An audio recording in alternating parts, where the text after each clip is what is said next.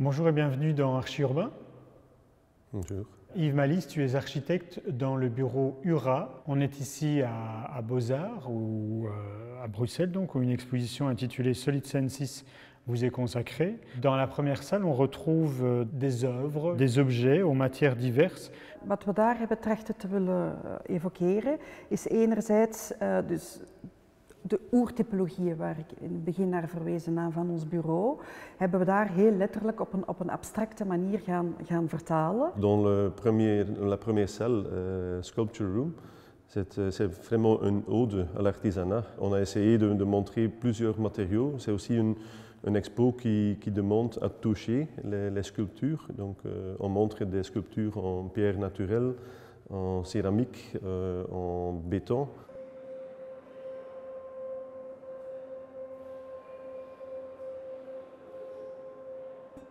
Nous sommes dans un musée et donc l'idée de faire les sculptures, ça s'intègre dans le contexte de Beaux-Arts.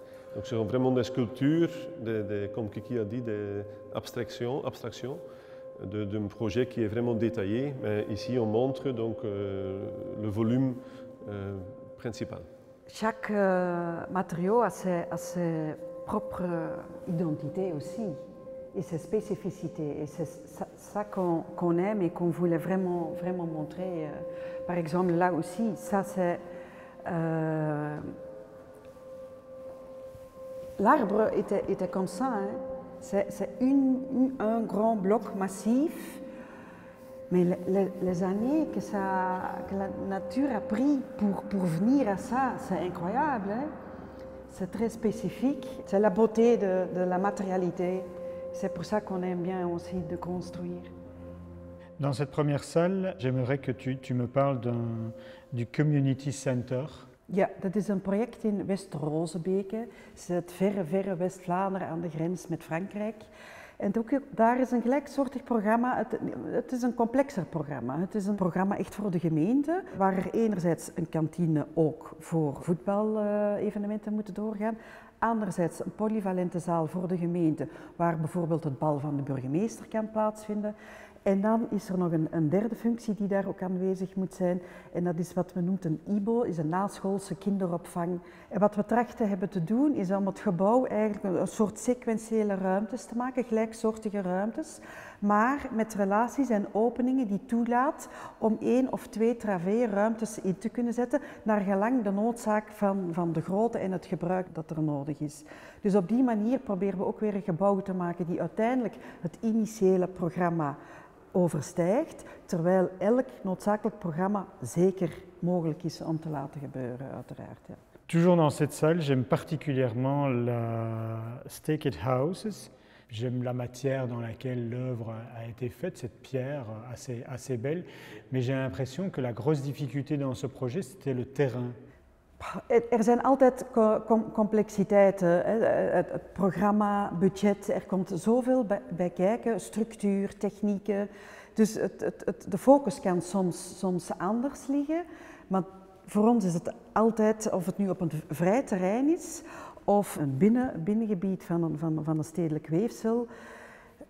Soms is eigenlijk in een binnengebied, hoe meer parameters en condities, hoe misschien gemakkelijker om een antwoord te gaan bieden, omdat je hebt vragen en je moet een antwoord creëren. In een terrein vaak moet je nog preciezer gaan nadenken van wat wil je hier gaan innestelen die tevoorschijn gaat rijzen. Dus wij maken geen verschil op dat vlak. Alle programma's en contexten zijn voor ons boeiend. Nous parlons d'un projet à Gand, entre 2 rivières en effet.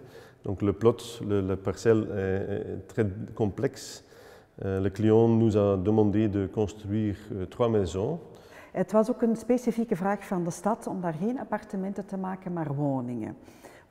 Wat is het verschil? Het verschil is dat elke woonentiteit heeft zijn persoonlijke voordeur vanop de straat. Au début, le concept c'est d'avoir 3 maisons différentes. Mais on a donc mélangé d'une manière verticale, en anglais c'est stack Toestek, les maisons. En elke woning heeft zijn eigen parcours en circulatie binnen het gebied. Maar het is een prachtige omgeving. Het is een zeer diverse... je hebt daar de leien, je hebt de flyover van de autostrade. En als je Gent binnenkomt, aan de achterkant kijk je echt werkelijk op de stad. Dus die combinatie hebben we willen in de enveloppen van het gebouw, de zichten die je hebt, de perspectieven, hebben we heel bewust dus gaan sculpteren, de façades een beetje gaan manipuleren en richten naar de omgeving. Au bureau, nous travaillons sur des maquettes, des schèmes, des collages. Et donc le mur ici montre la diversité de travailler sur des projets. C'est notre recherche. De recherche, comment réagir dans le contexte, comment jouer avec le programme, comment jouer avec les matériaux. Et ça, c'est quelque chose qui est en évolution tout le temps. Chaque projet qu'on fait influence aussi l'autre.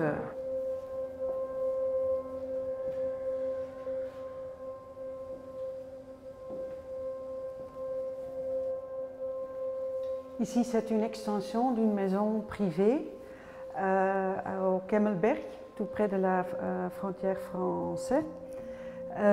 Et comme Yves a dit, pour nous, dans la première salle, on a les sculptures où on peut marcher et autour des sculptures, comme on voit le bâtiment dans son contexte. Par contre, ici, c'est vraiment avec une échelle très grande et je suis dans l'intérieur. Et pour nous, l'architecture, c'est quelque chose de dynamique. C'est pas statique, c'est pas deux-dimensionnel, c'est trois-dimensionnel.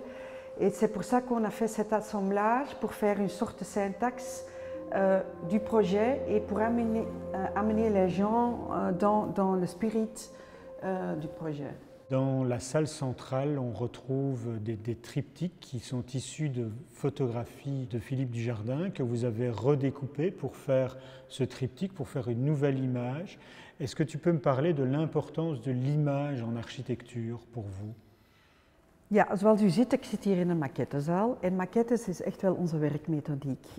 Wij hebben op ons kantoor een heel grote ruimte waar je maquettes hebt van alle schalen. Het start op een zeer kleine schaal, sculpturaal zoals in de eerste ruimte, maar dan in het kleiner, waar we zoeken naar hoe het gebouw kan evolueren, tot uiteindelijk stukken, elementen waarbij we inzoomen op grote schaal en echt de ramen, de tabletten gaan ontwikkelen. Waarom maquettes? Maquettes blijft voor ons nog altijd de beste werkmethodiek, ook om te communiceren met de klant. Een maquette is een reality check. Een maquette liegt niet. Natuurlijk kan je in 3D van alles gaan onderzoeken en dat kan je op een snelle manier aftoetsen. Maar de waarheidsgetrouwheid is soms moeilijk te achterhalen. Dus wij hebben heel bewust gekozen voor een fotosmontage van het werkelijke. Omdat daar waar we in de eerste zaal dus, op die monumentaliteit van de sculptuur inzetten, zetten we op de tweede zaal in op de werkelijke beleving, op de 1-op-1. Dus de triptyken zijn ook van die schaal. Als je erin gaat staan, dat je het gevoel hebt dat je in het project bent. En het is inderdaad een recompositie van 3 beelden die voor ons een soort syntax, een soort samenvatting kunnen vormen van waar het gebouw voor staat. En omdat architectuur nog altijd een beleving is, een soort parcours, een dynamisch parcours dat je als mens ervaart en geen statisch tweedimensioneel beeld, hebben we dus bewust gekozen voor die triptyque, die driedimensionale beleving die een soort herinterpretatie is van waar het gebouw voor staat. Pourquoi est-ce que vous travaillez avec un artiste comme Philippe Dujardin pour immortaliser vos bâtiments? Donc oui, c'est Philippe Dujardin, on a commencé ensemble en effet, donc nous travaillons 20 ans comme lui, donc on a débuté ensemble, lui comme photographe, nous comme architectes, et donc c'est vraiment une relation de 20 ans. Ok, il connaît votre travail, vous travaillez de la même manière alors avec les artisans, toujours les mêmes parce que ils travaillent, vous connaissez leur qualité et ils connaissent également votre travail. Il y a une certaine fidélité dans votre manière de travailler. Wanneer we kunnen, zeker en vast. Ja, zeker en vast. Hoe meer en hoe beter je elkaar kent 1 + 1 is 3. Je brengt elkaar ook verder, je kan dieper gaan. De objectieve eerste ontmoetingsgesprekjes kan je achterwege laten. Je kan direct naar de essentie en dieper gaan. Dus wanneer we de kans hebben om samen te werken met mensen waar we het al mee gedaan hebben en respect voor hebben, zeker en heel graag. Natuurlijk, wij werken ook heel veel voor publieke gebouwen.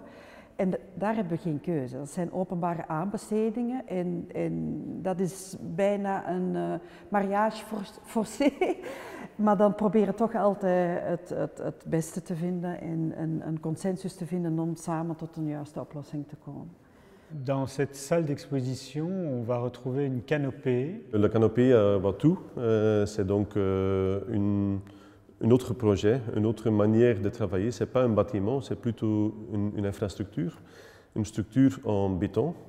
Et oui, c'est un travail ensemble avec les ingénieurs d'UTIL de vraiment rechercher une sculpture, c'est plutôt une sculpture unique sur le square de Watou. Et ça donne une identité sur le square. Et donc, au début, c'était une demande de faire un abri pour le bus.